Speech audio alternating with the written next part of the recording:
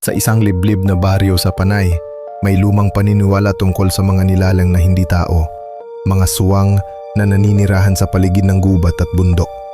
Hindi sila hayagang pinapansin, ngunit palaging binibinyang galang.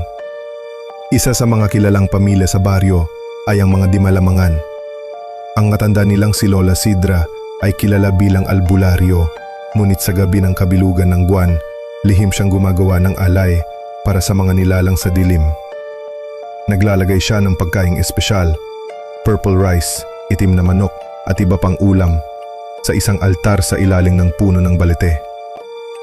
Ang mga pagkaing iyon ay hindi para sa tao.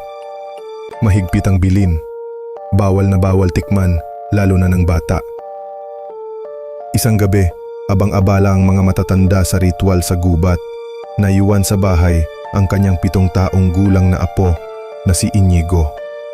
Gutom at mausisa, lumapit siya sa altar. Naamoy niya ang matamis at mainit-init pang purple rice. Hindi niya alam na ang pagkaing yon ay para sa mga nilalang sa kadiliman. Kinain niya ang alay.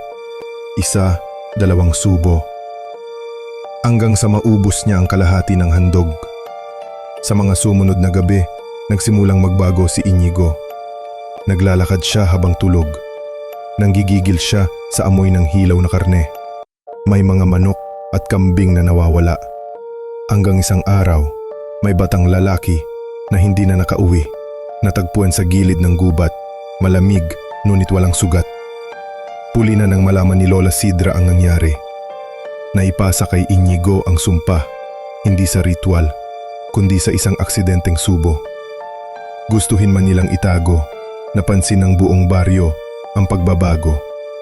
Iba na ang titig ni Inigo, iba ang galaw, at sa bawat kabilugan ng buwan, may gutom siyang hindi maipaliwanag. Hindi niya pinili, ngunit nang makain niya ang pagkain ng mga nilalang sa dilim, naging isa siya sa kanila. At mula noon, may kasabihan sa baryong iyon, huwag mong kainin ang hindi para sa'yo, baka sa isang subo, mawala ang pagkatao. Kung gusto mo pa ng ganitong kwento, huwag kalimutang pindutin ang like, mag-subscribe, at i-share sa mga mahilig sa kababalaghan. Hanggang sa susunod na lagim.